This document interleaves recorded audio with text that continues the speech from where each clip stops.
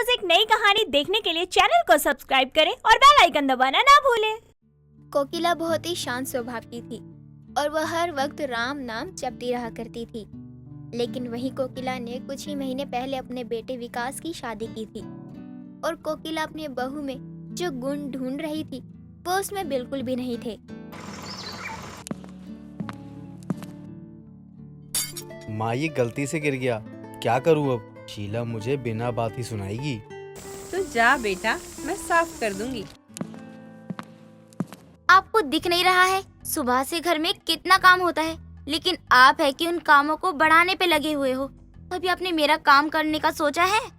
अरे वो तो मैं चाय का कप किचन में रखने आ रहा था, तभी वो मेरे हाथों से छूट गई और देखो ना क्या हो गया। मैं तो तुम जैसे आलसी कामचोर इंसान से शादी करके ही पछता रही हूँ। अरे बहू शांत रहा कर। इतना चिल्लाने की क्या जरूरत है जब मैं ये साफ कर ही रही हूँ तो। माँ जी, इन्हें आपके लाड प्यार ने बिगाड़ के रखा है। अगर मेरी ऐसी औलाद हो जाए ना तो मैं उसे मार मार के सुधार दूँ।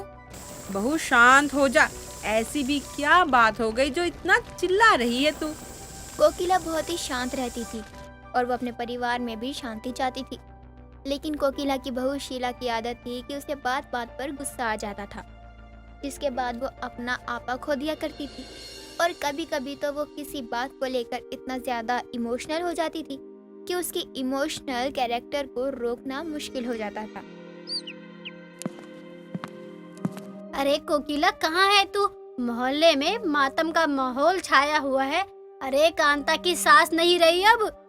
क्या बात कर रही हो चंपा काकी? ये सुनकर तो बहुत बुरा लगा। अरे माँ जी, आप यहाँ क्या राम राम जप रही हो? वहाँ आपकी जानने वाली सुजाता काकी का राम नाम सत्य हो गया। तू चल, मैं अभी आती हूँ राम नाम जप पूरा करके। अरे रुकिए चंपा काकी, मैं अभी चलती हूँ।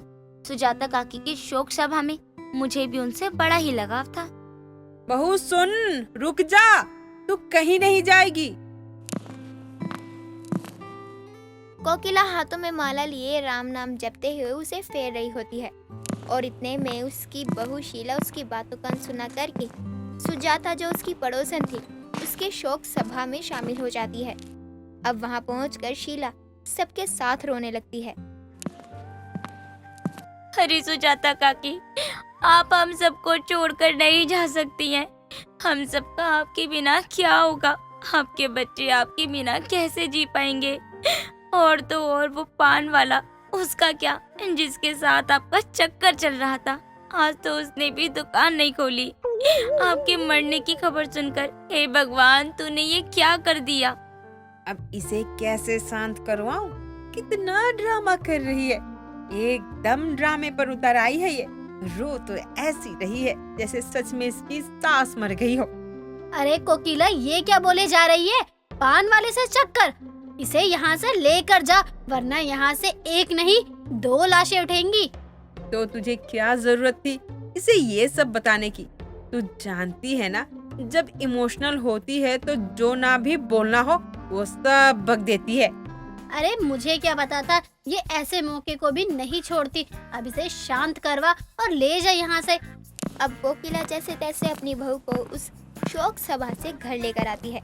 अभी भी शीला सिसक कर रो रही थी। तेरा ड्रामा हो गया हो तो जाकर नहा ले, उसके बाद किसी काम में हाथ लगाना। माँ जी, मुझसे कोई काम नहीं होगा। कितनी अच्छी भली थी सुजाता काकी, परसों ही मुझे देखकर कह रही थी शादी को काफी समय हो गया है, मैं अपने पोता पोती का मुंह कब देखूंगी। बेचारी काकी ने मुझसे कितनी ही आस लगाई थी, लेकिन मैंने उनकी एक ख्वाहिश पूरी नहीं की। अरे बस कर बहू, बिना मतलब रोए जा रही है उस सुजाता के लिए। अरे सबको एक दिन जाना है, तुझे भी और मुझे भी, हम सबको। चुप कर और शांति बनाए रख। रो रो कर पूरा घर सर पर उठा रखा है। माँ जी, हो गई मैं चुप। इतना रोना तो पड़ता ही है। आप तो मुझ पर बिना बात ही गुस्सा कर रही हो। शीला इमोशनल होने पर भी खुद को रोक नहीं पाती थी और जब उसे गुस्सा आता तो वो चुप ही नहीं होती थी।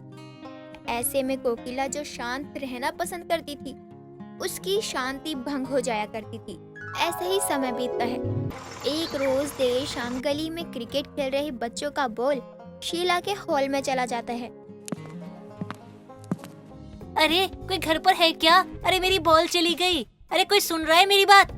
ओए फूले और गुब्बारे, यहाँ क्या लेने आया है? और तू अंदर कैसे घुस गया? पैरों में देख कितनी मिट्टी लगी है तेरे।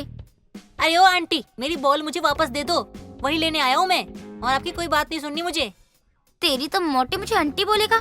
कमसीन जवान लड़की को आंटी बोलेगा तू?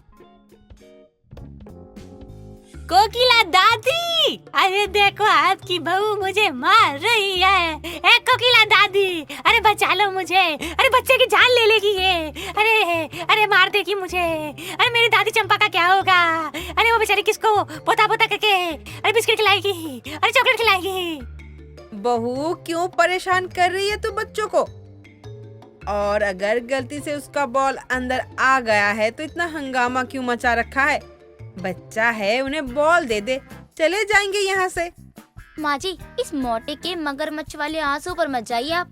इसका ये रोना धोना ना सब नाटक है। एक नंबर का नौटंकी है ये मोटा। कोकिला अपनी बहू की एक बात नहीं सुनती और वो गोलू को उसका बॉल निकाल कर दे देती है। गोलू भी बॉल पाकर बहुत खुश हो जाता है। अब गोलू जाने लगता है तो शीला गोलू को चिढ़ाते हुए बोलती है, मोटे, अब दोबारा आया ना तो यही बॉल तेरे सर पर फेंक कर मारूंगी, समझा? बहू शांत रहे, वो बच्चा है। अब तू क्या बच्चों से भी ऐसी लड़ेगी? इस उम्र में तुझ पर ऐसी हरकतें शोभा नहीं देती। माँ जी, उस मोटे ने मुझे पता है क्या कहा? उसने मुझे आंटी कहा। अरे वो चंपा का पोता है, जैसे उससे तू बात करेगी वो भी तुझसे वैसे ही बात करेगा। कोकिला अपनी बहू को समझाती रहती है लेकिन शीला अपना मुंह तक बंद नहीं करती जब तक गोलू रोने नहीं लगता। अब चंपा भी कोकिला को उसकी बहू की हरकतों पर सुनाकर जाती है। कोकिला इन सब से परेशान हो चुकी थी लेकिन अब वो भी क्या करती, अपनी बहू को समझा देती और वो समझती ही नहीं थी। एक रोज चंपा, शीला और कोकिला साथ में बाजार जाते हैं। बहुत जल्दी चल, सब्जी लेने में ही इतना समय लग गया है कि अब शाम हो चुकी है। घर पहुंचते हुए अंधेरा हो जाएगा। माँ जी देखिए, किसी की शादी होने जा रही है। अरे माँ जी, इन्होंने तो नागिन धुन बजा दिया। अब मैं अपने आप को कैसे रोकूं? अरे बहू, लेकिन सुन तो, कहाँ जा रही है? हमें घर जाना है। तेरी बहू बिल्कुल शांत नहीं है। भगवान ने भी कहाँ ऐसी बहू घर भेज दी। राम रे राम, देख तो कोकिला कैसी नागिन की तरह नाच रही है। अब मैं क्या करूं इस औरत का? जितनी बार भी मैं इसे शांत होने को कहती हूँ, ये उतनी ही ज्यादा अशांति फैला देती है। अरे मैं तो कहती हूँ इसे कहीं आने जाने ही नहीं दिया कर, वरना किसी दिन ये तुझे बुरा फंसाएगी।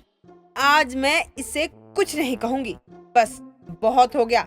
चल चंपा, हम घर चलते हैं। इसका जब नाच खत्म होगा तब वो खुद आ जाएगी। कोकिला गुस्से में अपनी बहू को अनजानी बारात में नाचता हुआ छोड़ाती है और घर आकर भगवान के पास राम नाम जाप करने बैठ जाती है। इधर बारात आगे बढ़ती है तो वो देखती है कि उसकी सास और पड़ोसन चंपा काकी वहाँ है ही नहीं। लगता है माँ जी घर चलेगी, मुझे यहाँ अकेला छोड़ गई। मुझे कैसे भी करके जल्दी से घर पहुँचना होगा। मैं भी कितनी पागल हूँ, माँ जी की एक बात नहीं मानती हूँ। देखो तो रात हो चुकी है और ये दो लोग मेरे पीछे आ रहे हैं। भाग शीला भाग, अगर तुझे अपनी जान प्यारी है तो। अब जैसे तैसे शीला घर पहुंचती है और अपनी सास को सारी बातें बताती है और अपनी सास से माफी भी मांगती है। इस इंसिडेंट के बाद शीला कितनी घबराई होती है कि वो दोबारा कभी अपनी सास की बात ना मानने की गलती नहीं करती। दोस्तों, अगर आपको ये कहानी पसंद आई तो इसे लाइक करें, शेयर करें और कमेंट करके बताएं कि कहानी में आपको सबसे अच्छा क्या लगा।